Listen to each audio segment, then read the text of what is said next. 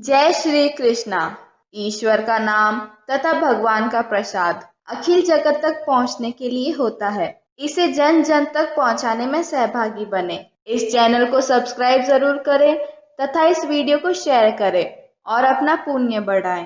पूर्णिमा का व्रत स्त्रियों को सौभाग्यशाली तथा पुत्र पौत्रों को दीर्घायु होने का वरदान देता है तथा पूर्णिमा के दिन भगवान विष्णु तथा भोलेनाथ की आराधना तथा पूजा करनी चाहिए। द्वापर युग में मैया यशोदा ने कृष्ण से पूछा, कृष्ण तुम सारी सृष्टि के पालन करता तथा तारण करता हो, मुझे ऐसा व्रत बताओ जिसके करने से मनुष्य लोक में स्त्रियों को विधवा होने का भय नहीं हो। कृष्ण भगवान बोले, हे माता, आपने अति सुंदर प्रश्न किया है। सौभाग्य की प्राप्ति के लिए स्त्रियों को 32 पूर्णमासी का व्रत करना चाहिए। एक अत्यंत प्रसिद्ध राजा चंद्रहास की नगरी थी।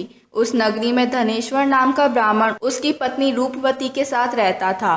धन धान्य सब कुछ था, लेकिन उनके कोई संतान नहीं थी। एक दिन उस नगर में भिक्षा के लिए तपस्वी आए, लेकिन उस ब्राह्मण का घर छोड़कर अन्य सब घरों से भिक्षा लेते थे। यह देखकर ब्राह्मण दुखी होकर बोला, आप सब घरों से भिक्षा लेते हो, परंतु मेरे घर से भिक्षा नहीं लेते हो, इसका कारण क्या है? योगी ने कहा, आप निसंतान हो, मैं उनके घर से भिक्षा नहीं लेता। ये सुनकर धनेश्वर दुखी हुआ और योगी के सामने हाथ जोड़कर विनती करने लगा, हे महाराज, आप मुझे कोई पुत्र प्राप्ति का उपाय बताइए। ब्राह्मण की विनती सुनकर योगी ने बताया, तुम चंडी की आराधना करो तथा उपवास करो। घर जाकर उसने अपनी पत्नी को बताया और चंडी का उपवास करने वन में चला गया। 16वें दिन चंडी ने स्वप्न में दर्शन दिया और कहा, तेरे पुत्र होगा, उसकी 16 वर्ष की आयु में मृत्यु हो जाएगी।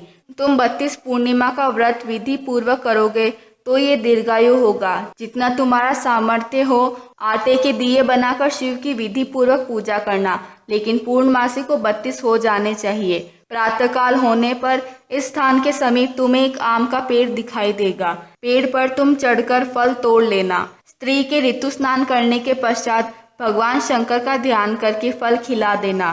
भगवान की कृपा से तुम्हारी पत्नी गर्भवती हो जाएगी। तब ब्राह्मण स्वप्न से जगा, प्रातःकाल उठकर देखा, उस स्थान पर ही एक आम का पेड़ देखा।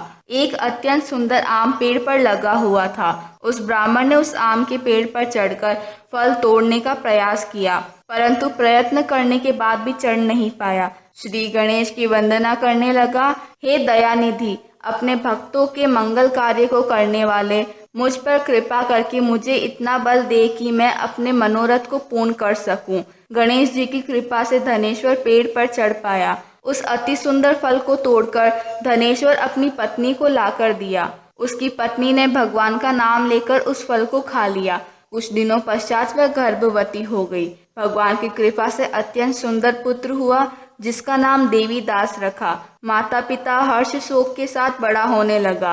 वह बालक विद्या में बहुत निपुण था। माता दुर्गा की आज्ञा अनुसार उसकी माता ने 32 पूर्णमासी व्रत रखना प्रारंभ किया, लेकिन 16 वर्ष लगते ही देवीदास के माता पिता को चिंता होने लगी कि कहीं उनके पुत्र की मृत्यु हो जाए। इसलिए विचार करके देवीदास के मामा को बुलाया और कहा, हमारी इच्छा है कि देवीदास 1 वर्ष तक काशी जाकर विद्या अध्ययन करे, इसलिए तुम साथ में चले जाओ। देवीदास माता पिता का आशीर्वाद लेकर काशी चला गया। देवीदास के माता पिता ने देवीदास के दीर्घायु के लिए भगवती दुर्गा की आराधना और पूर्णमासियों को व्रत करना आरंभ किया। इस प्रकार 32 पूर्णिमा व्रत विधि पूर्वक किया। कुछ समय बाद एक दिन मामा भांजा रात्रि बिताने के लिए किसी गांव में ठहरे। उसी दिन उसी गांव में एक ब्राह्मण की पुत्री का विवाह होने वाला था। जिस धर्मशाला के अंदर वर की बारात ठहरी थी, उसी धर्मशाला में देवीदास और उसके मामा ठहरे थे। संयोगवश कन्या को तेल चढ़ाया, लेकिन लग्न के समय वर बीमार हो गया।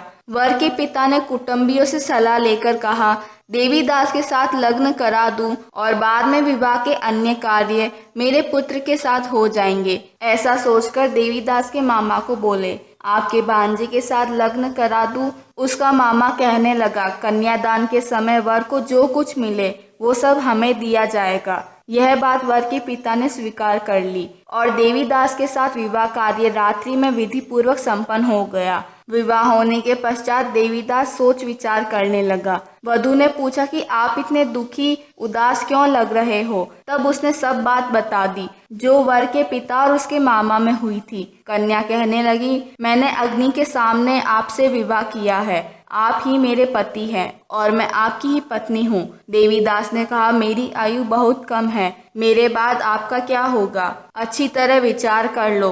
परंतु वह दृढ़ विश्वास वाली थी। वह बोली, जैसी ईश्वर की इच्छा होगी वही मेरे साथ होगा। हे स्वामी, आप उठिए और भोजन करिए। देवीदास और उसकी पत्नी भोजन करके शयन कक्ष में सोने गए।